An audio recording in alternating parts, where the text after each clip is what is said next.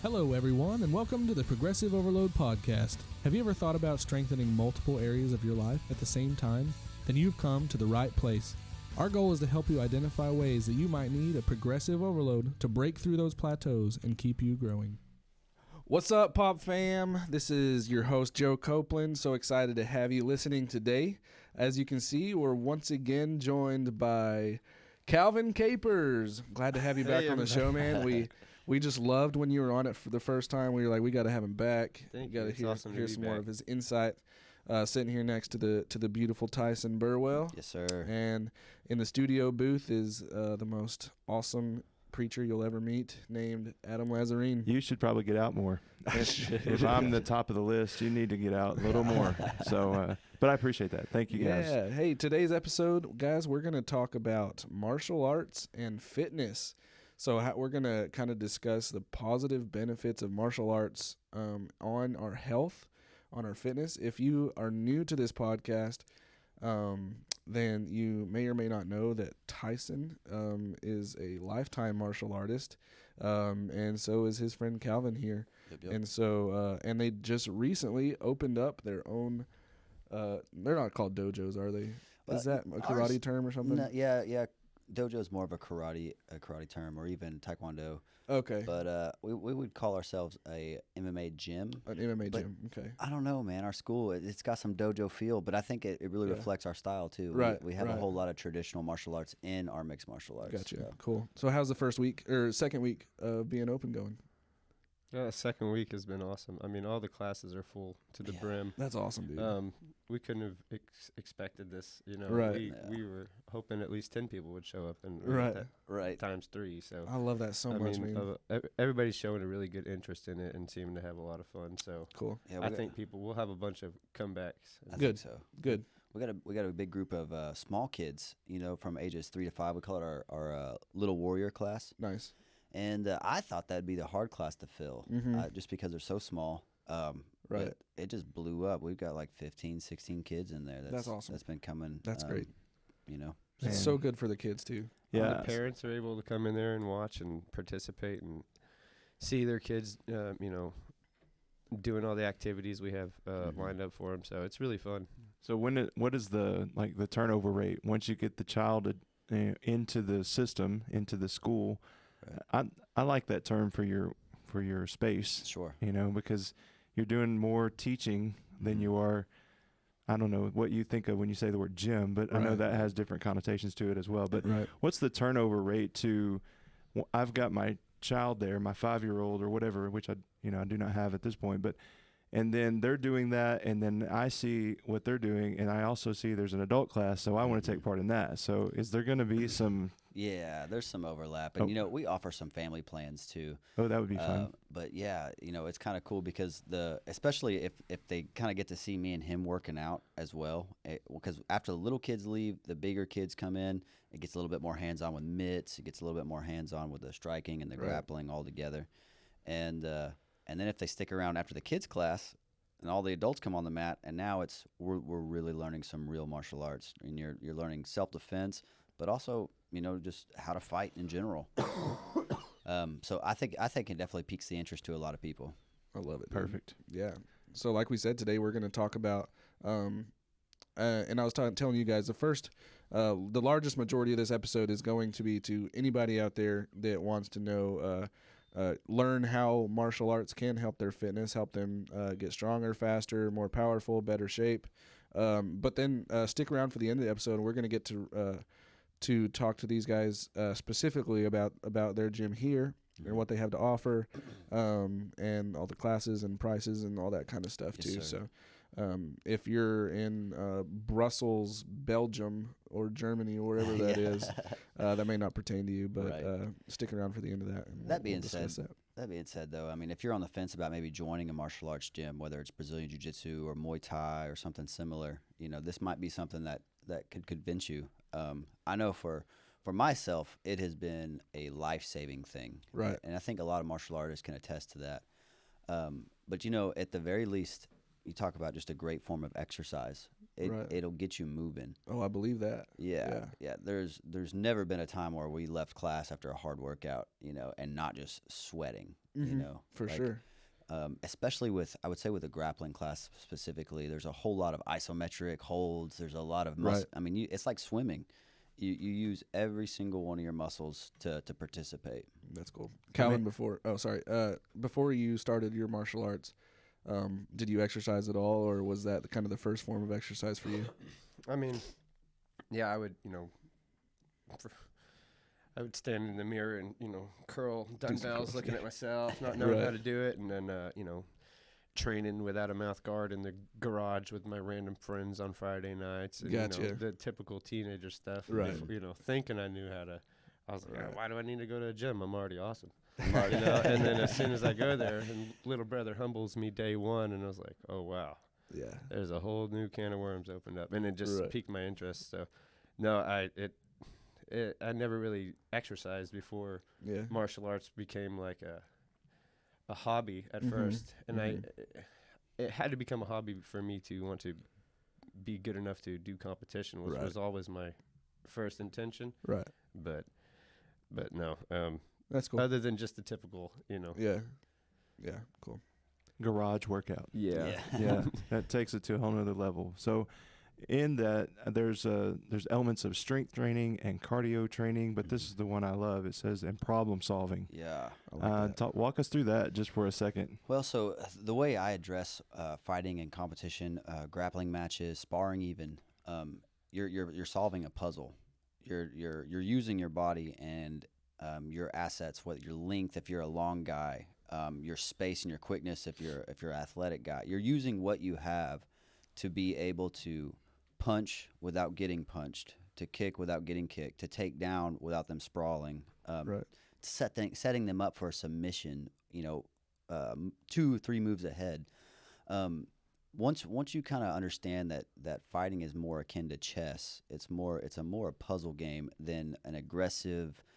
People see like YouTube fights and they think it's just this chaotic, aggressive two gorillas going at it kind of thing. It's not. It's a well thought out strategic game is what it really is. Wow. Yeah. So one move, you're setting up for something 10 moves down the road. Yeah. Or something That's exactly like what I was going to compare it to was chess and how it piqued my interest, like that, having to use your brain to solve problems. And, there's an answer for every move. So if he does one thing, I could either, make the wrong move or the right move. Right. And so it's whoever's at one move ahead. Right. That's why you love chess so much, Tyson. Yeah, it really helps. It pulls all together. Right. Yeah, and I don't want to sound too humbug, but the whole problem solving thing is something I see in the younger generation. Is they suck at problem solving. Like, oh, it won't happen. I can't do this. Figure it out. And so that's a huge life skill to learn as you put your kids into a martial arts, where they learn how to get out of tough situations. Right, right. Well, the funny thing is too is striking, which is punches, kicks, knees, elbows, all that stuff, and grappling, which is submissions and takedowns and holds. They're both very strategic, but in their own ways. Right. I would say the striking part takes a lot more athleticism and speed, but it's still a game. You're still using your feints. You're still seeing there's a counter to, let's say, a jab, right? It's to parry the punch, right? But if I understand that the parry, and I feint the jab, you go to parry, and then I jab you anyway, well, I was one step ahead, right? So there's this cascading domino effect where you're trying to be 2-3 moves ahead. Right. In the grappling aspect of that, it can be the kind of the same thing, but in a different way, where you're trying to pass their guard, and they're closing up. So now you have to figure out a way to trick them to open their guard, so that now you can assess make the pass. Yeah, it's this mental gymnastics you have to go through. But when you're on the outside looking in, like watching UFC, you're like, stand up. Yeah, just stand up. Stop letting letting him hit easy. you. Right. Yeah. Don't let him punch you like that. Why are you just waiting for him to do something? Mm-hmm. Yeah, Yeah. I know, because I'm in that camp where I'm on the outside looking in. Mm-hmm. I've never done an organized fight. Never been a part of any of that kind of stuff, and so it's intriguing to me to, like, I want to know, what am I supposed to be looking for? What am I supposed to be watching? And even how to watch it. Sure. And almost, I know the World Cup is finishing up, and it's almost kind of like, I don't want to sound weird, but in the same way that people look at soccer and go, man, that's so boring. It's just Right. so, you know, there's a lot of technical stuff that is happening that people don't understand or don't. Right. They're just a casual observer might look and go, they're just kicking a ball around. Right. You know, That's the biggest sport in the world. yeah, 5-year-olds can play it. So what? You know, a 5-year-old can do some of the things that you're talking about, which is why you guys have a gym and a school, and so it's a interesting thing for me to listen to and talk through. Yeah. Right. So You have it's, you know, you mentioned your kids' classes. Mm-hmm. I think this might seriously, and I've never done it, but I think it's got to be one of the best ways to introduce your kids to exercise. I think so. I think it's I would put my vote both with Brazilian Jiu-Jitsu and probably gymnastics. Yeah. I think those are the two. If you're going to pick a sport for your young one, you know, 3 to 5 years old to get into, those are the two that I recommend. Right. Yeah. I'm all about that. And like you and I were just briefly talking the other day, Tyson, and we were talking about there are certain kids, and you'll run into different variations of this, but some kids are super athletic and some are not, and you'll find that out really quickly in some of the things that you guys are teaching. And I said, so what? A kid can't do a dead bug, and if you don't know what a dead bug is, you know, that's like one of the things you learn in PE class. Or Right. That's what my kinesiology degree taught me, Joe. A dead bug? How to do dead bugs. No, I didn't. And so it's just weird. It's interesting to think about how you guys are changing and motivating kids to get from I can barely lay on my back and put all fours in the air to I can stand and run and crawl and do all the technical things that are required to function at a fighting gym. Right. Yeah, I mean, just teaching somebody to tuck their shoulder when they're rolling. Do a Right. forward roll. Right. Just roll. And it's to me, I'm like, oh, that's super easy. But there's so many, it's like. You would have to teach me how to That's what I'm supposed to say. fall. Right, Yeah. exactly. Yeah. I mean, that was class the other day, teaching people how to fall right so they don't hurt themselves. Because we're about to teach you how to take somebody down. And one of y'all is going down. Right. So we got to make sure that the person going down knows how to fall right. Yeah. I mean, Man. it's a skill. Right. Yeah, So you have to practice. certainly a skill. When I fall, it looks like somebody shot a giraffe. You know, just the whole thing just kind of comes crumbling down. That's the best visual ever. I mean, poor giraffe. I'm sorry about that. Head But first. Animal activists are mad, but It made me think of a falling skyscraper. You know how they just collapse together. that's probably close to that's that. probably pretty accurate. so an adult that comes to or that would like to start working out through martial arts, what can they expect? So they can expect a whole lot of things. On one thing I will tell you that happens to most people that I think is that I don't think they realize, but they fall in love with it. Yeah. It almost like consumes you in a way. Yeah. As soon as you figure out, because a lot of people, especially adults, they're done with high school, they're done with the sports, Right. you know, and a lot of people are coming from that world. And then you also have the people that are intellectuals. They like problem solving, right? And this is where those two worlds kind of combine. And it's one of those things where the little nerdy kid with enough technique and enough understanding of body mechanics, they choke out the big guy that doesn't know what he's doing. I've seen it 100 times. Yeah. I've seen it 100 times, and That's so it's cool. satisfying every time. Of course. Yeah. But to answer what they can expect, they can expect to definitely get into the best shape of their life. Number one, because it requires it, and it's so fun doing it. You won't realize that you're getting into shape. Right. I would also say that because it ends up taking over, and you want to do better, you want to land the submission, you want to get better at it. Right. Next thing you know, you're looking at how do I make my jiu-jitsu better. So now you're like, hey, maybe I need to start lifting weights. Right. What am I eating? What's my nutrition like? You know, I was talking to a coach, and he's making weight, and so what's his diet like? Right. Next thing you know, you have this snowball effect where it just affects your complete lifestyle. And I think Calvin can attest to that. Yeah, you'll be, you know, focused on practicing, and then you'll go home and think, man, you know, the other day, you know, I got tired after like 2 rounds, and I want to be able to go more and learn more. Right. You know, my body is putting me at a limit that my mind keeps wanting to learn, but I can't because I, you know, smoked a cigarette, or I don't ever run, or I drank 4 Dr. Peppers yesterday, so I feel bloated. Right. You know, and you go, it changes the decisions you make outside of practice more than I forget the word, but subconsciously, I guess. Right, you don't even realize that you're making better decisions because you want to go have a better experience at practice. I mean, if you're paying for exercise, then you got skin in the game. You have to want it more than we want it. Yeah. You know, it's not you're not going to come to the gym 30 minutes 2 times a week and then, be in the best shape of your life. It's, of course. You got to prepare for those 30 minutes. Yeah. All the other stuff you do for the rest of your week. Right.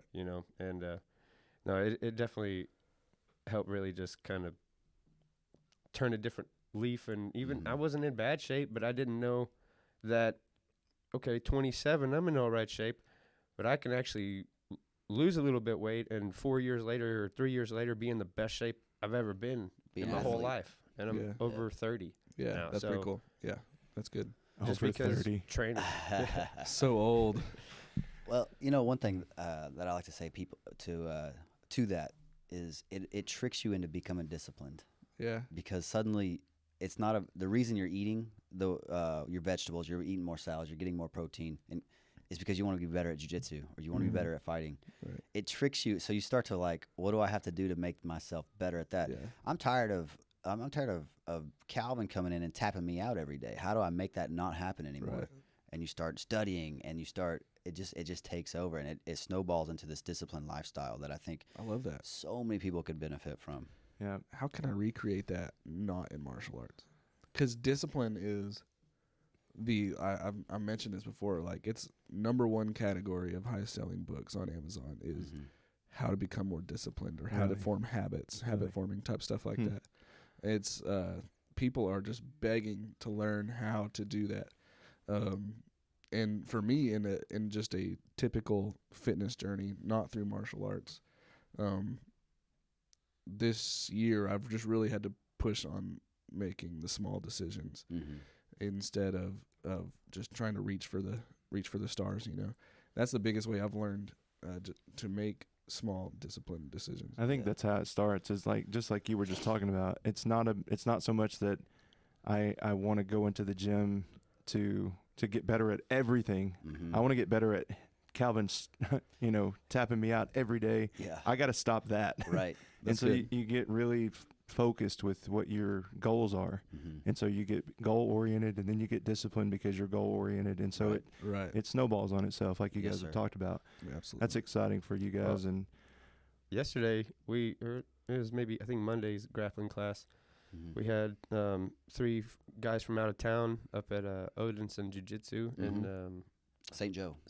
Yeah. Nice. And I knew that there were some really good guys coming to roll that night, so I was like, okay, I know I'm going to get some good rounds in, but on the way there, I got 30 minutes to think to myself every day, and I told myself, I'm not tapping out to anybody today. I'm not going to tap out, even if it's Mike and he's 240 pounds, or if it's Josh and he's 135 pounds.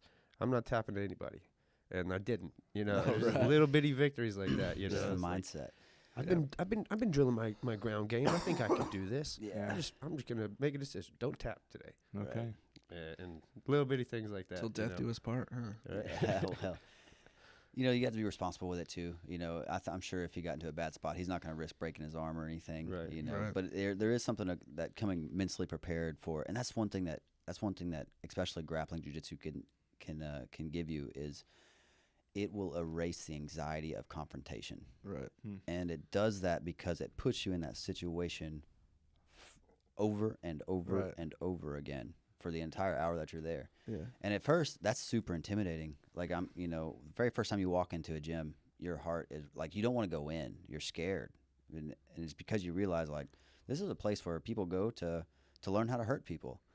And then you step in there and you realize that's not what it's about at all. My coach used to say, this is the safest place to die. I love that. Everybody else is there. Everybody's going to help you. Yeah. And everybody is there to kill you. Yeah. They're going to show you that we're going to put you in a chokehold. And if you don't tap out, you go to sleep. Right. And if this was to the death, you would lose. You'd lose your life here. But guess what? There's this magic little thing where you just tap, stop. Start over. Right, hey, man. Again. Yeah, try again. Hey, this is how I got you down. This is where you made your mistake. Let's address that. Let's drill this real quick. Let me show you this. Boom. it never happens again. Or if it does, we got to drill it some more. Yeah. It's the safest place to learn to I'm honestly defend I'm yourself. listening to this and just thinking of how much freaking carryover all of this has to our real life. Oh man, it's so much. Well, when it knocks the ego right out of you. Yeah. You could walk into a room full of strangers, and I mean, being a practicing martial artist, you know you can take 90% of the untrained population, Right. and it makes you not worry about having to.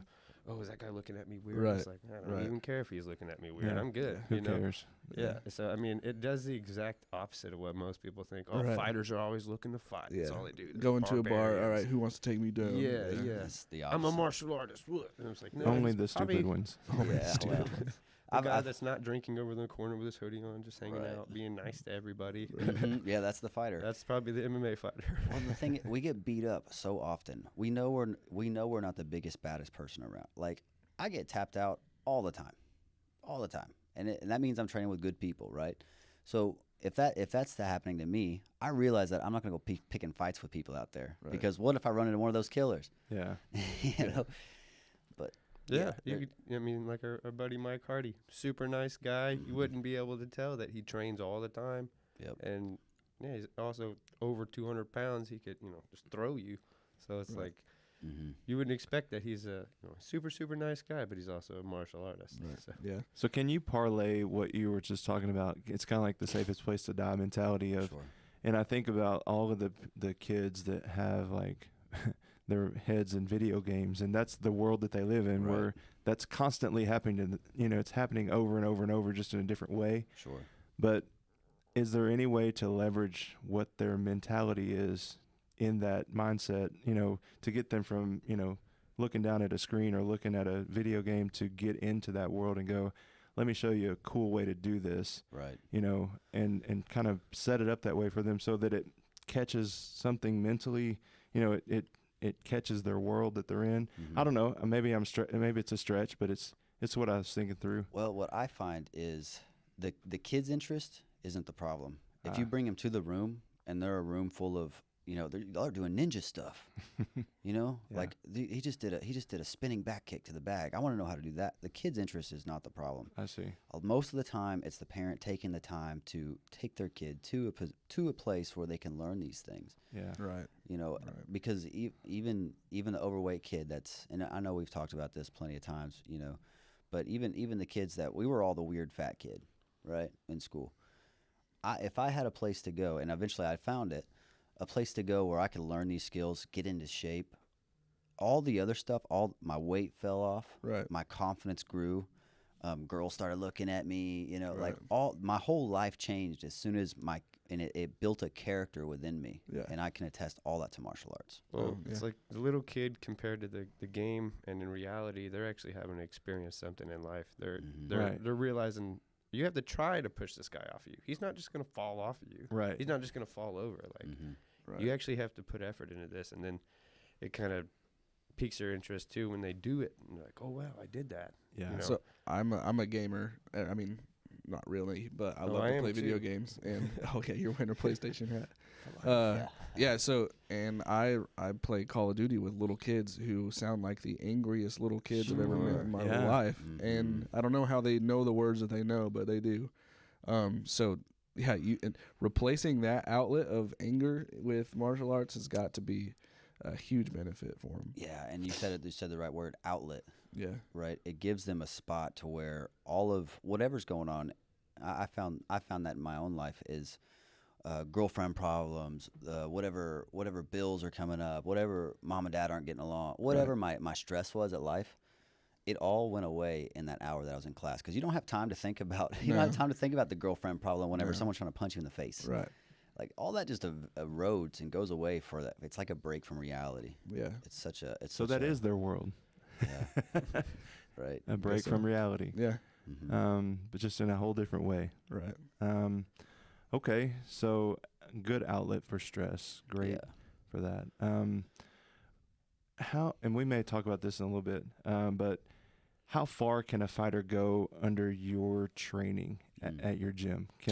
How far can you push them? Yeah. Well, as far as sports and fighting goes itself, I haven't proved it yet, but I really think that eventually me and Calvin will train someone to go to the UFC. Okay. I really believe that. It's I not think that hard. Get a couple Emmy fights, get 6 wins on a pro record, and you're getting a call. You go get your shot. Yeah. It's gonna take the right individual. It's gonna take somebody who becomes obsessed with it. Just iron sharpens iron. It's the old saying. So we got to have a bunch of people willing to put in effort to get. There's going to be a few athletes that pop out and do really well, and it's just going to take a whole room full of athletes to help train them. Make some really sharp swords come out there. You know. I'm your guy. Yeah, Let's you're it. All right, step up. I would get just freaking demolished in my weight class, dude. I wouldn't even last 30 seconds. Well, you wouldn't fight in the weight class, you think? Oh, yeah, I'd probably go down to 200s at least. Oh, you're a 185er all day. Dude, I haven't been 185 since 3rd grade. That's what I'm thinking. Yeah, you got the frame. You're a 185er all day. Man. 185. Joe at 185 ain't going to happen. Wow. I could make it happen. Yeah, you probably could. So I've seen a lot of the training that you do specifically. And as we talk about people who they want to adopt this lifestyle as a way to get healthy, sure, and without the intention of competing. Yeah. And so, what kind of training and I'm talking about weight training do y'all do typically that would help with that? Right. So for the average hobbyist, right? Like I said, starting out, just getting into the class where you're rolling daily, you're sparring pretty often and stuff. That's a pretty good workout. And for a brand new, fresh person that hasn't exercised much, that's a lot on the body. They'll be sore for the first 3 weeks, 4 weeks until that stimulus starts to take its effect on the body. Once that's kind of happening, then they start to look into what kind of weight training and stuff is. Right.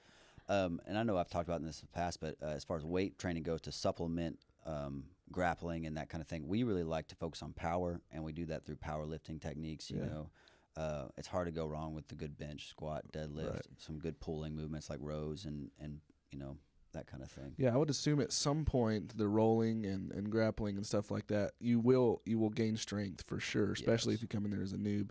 But there probably is a limit to what you can gain just through that without adding weights, right? Right. Yeah, for sure.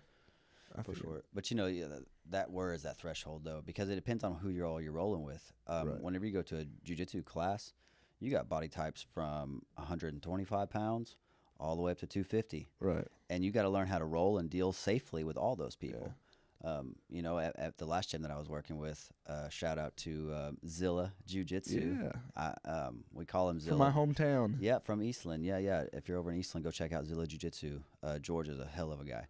But he is super nice. He's always smiling. He's the nicest guy ever. But he's like 6'5". Yeah, he's a big dude. And he's like 260 pounds. And I would roll with him daily, all the time. Wow. You know, and so whenever you're pushing a guy like that, you're going to get strong. That's true. Yeah, I guess you can progressive overload through just grappling with bigger people, huh? Yeah, I got to think about that. Second person I ever rolled with, and I was like, I think I'm out of my weight class. Yeah, I don't know about this. Just throwing me around. Oh man, like, yeah, you got to roll with everybody. He's teaching my niece and my nephew, and I love getting videos of watching them do it. It's so freaking cool. Oh man, yeah. And he knows how to. That's the other thing is, as you learn control. To the point where even if you're a much bigger guy, you know what you are. Yeah.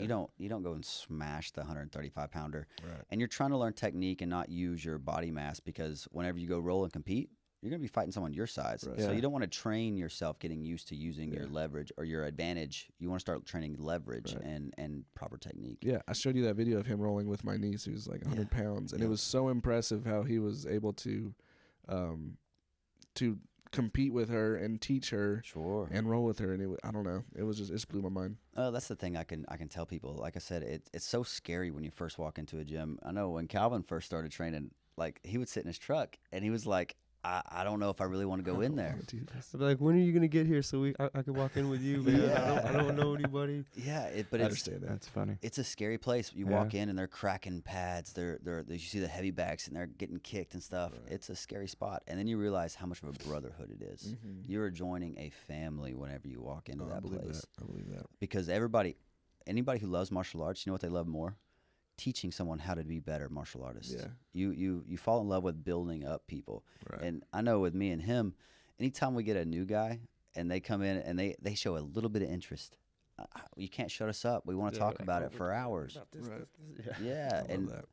Come over here. Let me show you this. I want to hold mitts for you. And they're like, I was just wanting a pamphlet. Yeah, like the Army recruiter guy, aren't you? Yeah, but we love it so much, and we love because we know what it did for us. Yeah, I mean, I know for a fact it saved my life, and if I can outreach and touch that kid that needs that, or that adult that needs that, it makes it all of it worth it. I heard this the other day, and it resonated with me so much. And it said, if you desire to grow, find a group of people where your desired lifestyle is their common practice. Yeah, and I freaking loved that. Yeah, man, find that group of people where you will just grow and be sharpened and strengthened through them. And oh gosh, and that's what MMA gym is. Yeah, for sure. But you, like you said, you have all these people that have the same common goals to get better and learn.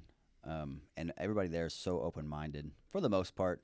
Every now and again, you get a knucklehead that you have to humble. Of course. And you get the knucklehead that they don't fit in. They're there to try to ego and hurt somebody. Show them a combo, boom, boom, boom, and they're like, "What if I just stepped in, did a spinning back kick, and then elbowed you in the face?" Yeah, yeah. They're like, "Okay, man, yeah, you could try that, I guess." But it's like, you too many came here to martial art learn movies. something. Why don't you learn something? I would like to see that. Yeah. Just, because everybody's run across that guy that you're like, that guy just needs, to be put in his place. And that's the nicest way I can possibly say that. But there's been more than once where that exact situation, I'm showing a technique, and they're like, well, what if I did this? And I say, great, come over here. Try to do that. All right, do that. Now do that while I body lock takedown you, Yeah. right? And then they go to try to do their fancy whatever, and then they end up on the ground. I said, well, that's why it didn't work. Yeah, exactly. This is why this works. Yeah. Just to have the knowledge to be able to do that that's probably what you guys are getting at. That knowledge is so much power. It carries with it so much power. We say it's a superpower. Yeah, it really is. That's neat. But yeah. Anyways, go ahead. It's like you said, a superpower. It's literally a superpower. I feel like the first day we started training, and he's like, "Okay, why don't you actually try to hit me?"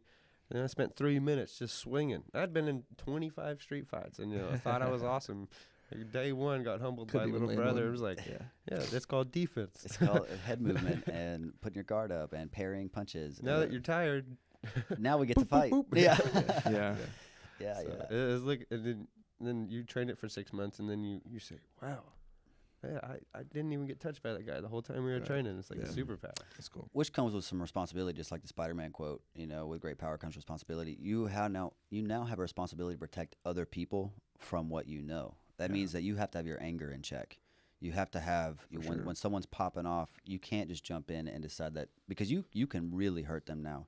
Right. If you understand takedowns and a heel hook, well, now you ripped apart someone's knee. Yeah. Whereas whenever you're untrained, you might have punched him once or twice and it's over. But now that you're a martial artist, you could kill somebody. Yeah. And you have to protect everybody, the rest of the world, from what you know. Yeah.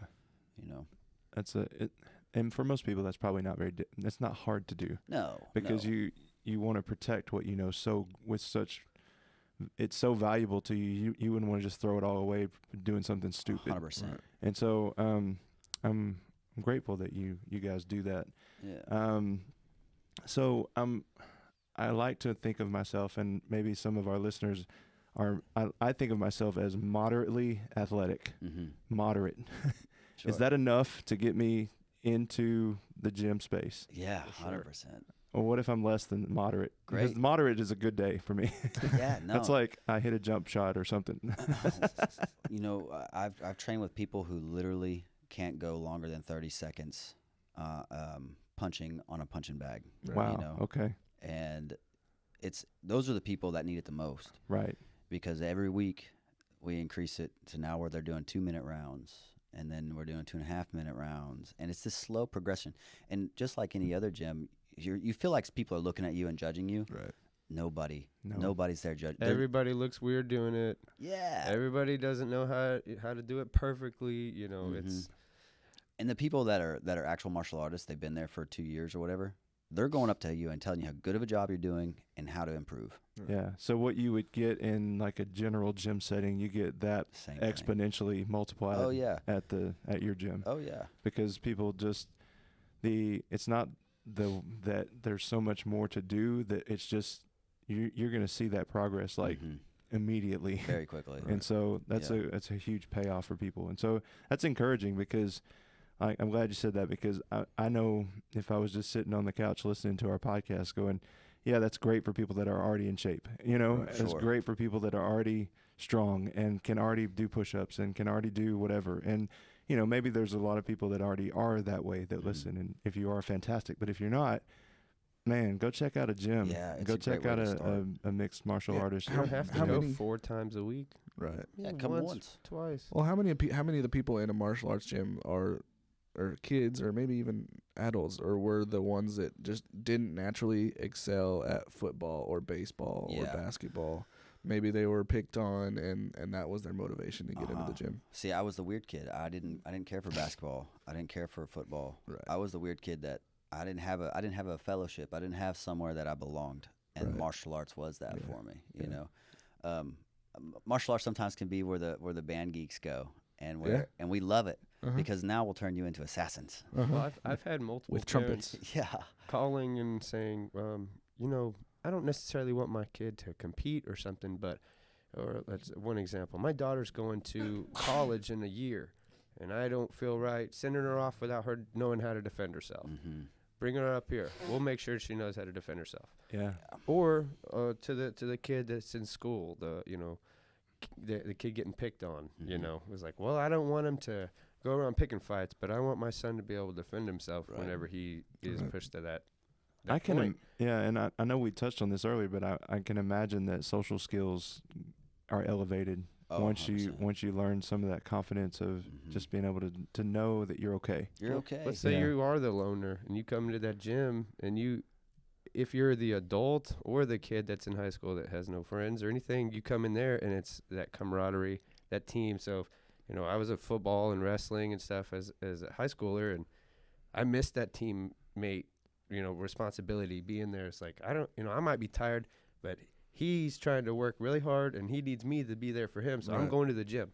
Yeah. You know, and I have friends there, I have family there, and, you know. Yeah. Okay. So what about people that are like, I'm in my 40s and, you know, I could probably do some of the things that you guys would want me to do at the gym. Sure. What about people that may be a little older than that? Would they still be able to function at the gym? 100%. Do you have something for them to do? Yeah. And in fact, you could compete even at age 50, 60 years old. They have masters and master programs where literally you can go compete with other people that are the same belt level, same amount of time you've been training at an elevated age or whatever. So yeah, certainly. That's cool. Yeah, there's stuff for everybody there. Cool. And anybody can. And to the kid that's already an athlete, right? Already in football, already in wrestling. Yeah. This is just going to enhance that. This is just because there's so much carryover, because martial arts, it requires so much skill in all areas, where I swear if you start doing jiu-jitsu, your football ability to tackle and stuff, that's all going to go up. Yeah. You know. I think a martial arts gym, or I think churches should model the martial arts gym. Everything that they're describing sounds exactly like a church should be. It should be that place for somebody where they can be discipled to, where they can be grown up, and they can have mentors, and So there was a couple of things. I'm glad you said that, because Calvin, you said there was a saying, iron sharpens iron. That's actually Proverbs 27:17. You may not have known that, but if you did, great. But Proverbs 27:17, it says, if I can read, as iron sharpens iron, so one person sharpens another, or one man sharpens another. Right. And the word for man is a general term for people. Sure. In that sentence. So that's actually a great place to jump off for that, because as you guys are talking about what you do and the people that are so dedicated to it and they love it so much, all they want to do is give it away. Right. And that's the general concept and principle of discipling. Yeah. Because a disciple is just a learner. Right. And so if you can find somebody that wants to learn, then you can dump everything that you know into them. Yep. And you can do it spiritually, you can do it with martial arts, you can do it with training, you can do it with anything. And so as you guys are talking through this, it's fantastic, because you guys get the term fellowship, because fellowship is, we think generally in terms about fellowship around churches, around food, sure, and around just weird things that don't really have much meaning. It's like, let's do a fellowship. What is everybody going to bring to eat? That's not how fellowship is designed. No. Fellowship was designed to be need-based. And so whenever you get fellowship over a need, and the need is, I want to train, I want to get better, I want to, be able to defend myself, I want to be better socially, I want to do all of these things that your gym is doing. You guys get fellowship so much better than the church ever dreamed. And so I love that, dude. That's so good. Yeah, that's true. I'm proud for you guys, and I'm grateful that you're here in Jacksboro doing what you're doing. Well, that's the whole. I love what you said. Whenever you've had an encounter with the Holy Spirit, whenever you've encountered God, whenever you've seen miracles, like, all I want to do is tell people about it, and that's why we do what we do, because I want other people to experience the same thing that I have, and that's exactly what you guys have. Martial arts has changed your life, and you have dedicated your life to spreading that news of how this has healed me, how this has fixed me, how it's made me a better person, a better husband, a better friend. I mean, it's life-changing. Yeah. And that's what the Holy Spirit does for us. Yeah, absolutely. So let's talk a little bit about your gym here. Right. All right. So what are the operating hours? How do we get in touch with you? Sure. Where is it located? Let's do all those things right now. Yeah. Appreciate the shout out. So let's start out with the classes, what we offer, right? So we call our little warriors classes, little guys, 3 to 5, on Mondays and Thursdays at 5:00. Right after that, Monday, Tuesday, Thursday, Friday is our kids class, and that is at 5:30. And then we move right on to adults class at 6:15, same all 4 days. And at the very end, for the people that are really wanting to compete and they actually want to stick around and learn maybe some one-on-one time, or they have some specific questions or whatever it may be, we actually have an MMA skill-based class at the very end, and that's for the people that are really serious and want to compete. Yeah. Let's help them break down the difference in the Little Warriors class for the 3 to 5, and then for the 6 to teenager age group. Sure. It's a very different class. It's introductory to martial arts. Correct. And then the next class is an actual martial arts class. So if you, So introductory to martial arts. I have found that ages 3 to 5, a lot of times they don't have the gross motor movements to actually be able to perform a lot of the stuff. Standing on one foot can be difficult for a 3-year-old. Yeah. Doing bear crawls. And that translates so well to martial arts, because whenever you're doing basic things like shrimping out of a mount escape, well, that's a big gross motor movement. And if you don't have the ability to, or the balance, right, we got to work on that. So our introductory classes, it's kind of akin to PE. Like back in elementary school, lots of bear crawling, lots of learning your stances, and there's definitely martial arts base to it, but primarily it's getting them strong enough to be able to actually participate in the sport itself. Right. Moving on to the kids class, that is actually, you're learning martial arts now. We're going over in the striking class, you're learning jabs, crosses, teeps, round kicks, all the things, parrying, punch it. You're learning how to fight. In the grappling class, you're learning the self-defense part of Brazilian Jiu-Jitsu, and you learn takedown, submission wrestling, all these things. And then moving on to adults class, it's the same idea, but a little bit more mature. We go into further detail, and we can go a whole lot further into curriculums. Gotcha. So the age goes from 3 to 5, and then 6 to 14. 14. But even 6 to 4, we separate those kids too. Like, I'm not gonna have a 14-year-old going with a 6-year-old whenever they're rolling or whatever. Right. Everybody's partnered up. And so 15 to, that's adults. Yeah. Okay, so 15 is adult. Okay. Yes, sir. And if you have like a 12 or 13 or 14-year-old who's pretty advanced, you can bump them up. They jump right on. Yeah, that's it's kind of skill based. If you're the only 14-year-old in the whole class and of a bunch of 10-year-olds and 8-year-olds, go ahead and help us actually practice with these guys. You get, because we're teaching the same curriculum 3 different times in one day, but more and more advanced as we go along. So if you're a parent in there with your kid, and you can actually review what what your son just learned that day, and you just learned the same thing, but you learned a little bit more about it, right? And I love that. You can turn around and practice the same thing, and follow the curriculum there along with your kid. Right. Okay, so where is it located? Where's the gym? So we are right there in the heart of Jacksboro on the north side of the square, across the street from the courthouse, right there by Neary's, the restaurant. So how do you say that? I don't Neary's, Nettie's. I've heard it a few different. Yeah, the restaurant owner calls it Nettie's, but everybody else calls it Neary's. He's just not from Texas. I don't know. I don't know. Well, yeah, they're Hispanic, but our actual address is 119 East Archer. Okay. And you can find us on Facebook through Ronin Style MMA, on Instagram through Ronin Style MMA. We have all of our class descriptions on what we offer all on our Facebook and Instagram pages. Yeah. And one other little thing is we do have a small warehouse gym, if you will. Right. Joe, you've enjoyed our little spot a few times. Yeah, it's nothing fancy, but it definitely, if you like a warehouse style gym where you're lifting old school free weights, you're more than welcome to join up. The Iron Dungeon. The Iron Dungeon. You can rock out to some heavy music and make a lot of noise without bothering anybody. Right. It's open 24/7. Mm-hmm. Did you want to talk about prices for these little kids classes and all that stuff too? Sure. So little kids prices, let's just talk for one student, right? It changes if you bring more than one, there's a discount after that. But so one little kids class is so that's twice a week, that's $45. Moving on to the kids class, ages 6 to 15. That is $55, and that includes all that we offer. I mean, you're welcome to do the Monday, Tuesday, Thursday, Friday, grappling and striking days.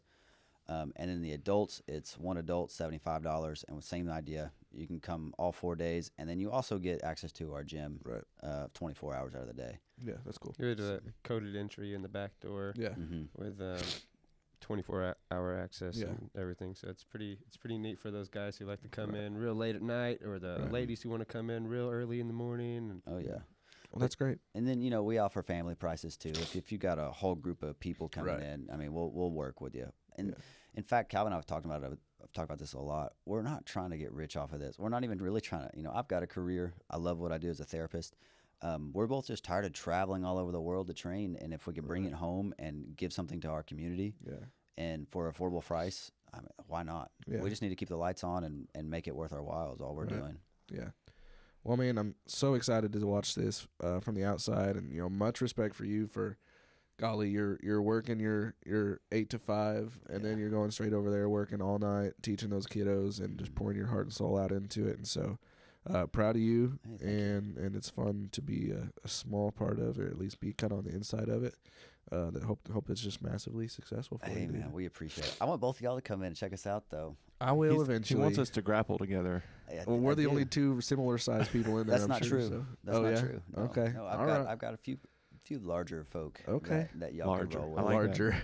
Yeah. That was That's nice. The nicest thing you ever said to me. That was nice. Well, you wouldn't believe how many guys your age or size are very interested in actively doing this. Yeah. Like I said, I mean it's from the hobbyist to the competitor. So we've got a buddy Ben who would make a great competitor. Yeah. He just doesn't want to. Right. He's very smart. He's very nice, kind, and he's really good at jiu-jitsu. Yeah. He's been working on his hands over at Dominion, getting the striking, but you won't see him competing. Cool. He knows how to defend himself though. Yeah. And he walks around with zero ego, no chips on his shoulder. Right. I do want to say this part before we close out though, is as far as a self-defense situation goes, I don't think there's anything better than Brazilian Jiu-Jitsu, a grappling art. And here's why. Well, I guess the very first thing when people ask me what's the best martial art for self-defense, number one is a gun. That might be controversial. I don't know, and I don't care. Not in our parts of the world. Yeah, but I think get your concealed carry, learn how to use it, be efficient with it. Right. Yeah. The second martial art that's second best is track. Learning how to run. Oh, I love that. Be able to get away from somebody. I'm in trouble. Yeah. Well, so I can't run. You guys, the whole team knows. I didn't know this. I don't run from nothing. He's always said he's like I don't run from anybody. Yeah. Okay. But physically, that's his excuse for not. Are you saying physically you're not a good runner? No. So really, I'm slow. Yeah, me too. I'm not a fast runner, so that's what I joke around with. I'm like, I can't run from anybody, so I always had to learn how to turn around and fight people. Yeah, right. But so speaking on the gun carrying, so we have a buddy Sean. Who we're actually trying to incorporate specialty classes at the gym once a month, cool. and different types of things as far as like, how would you explain it?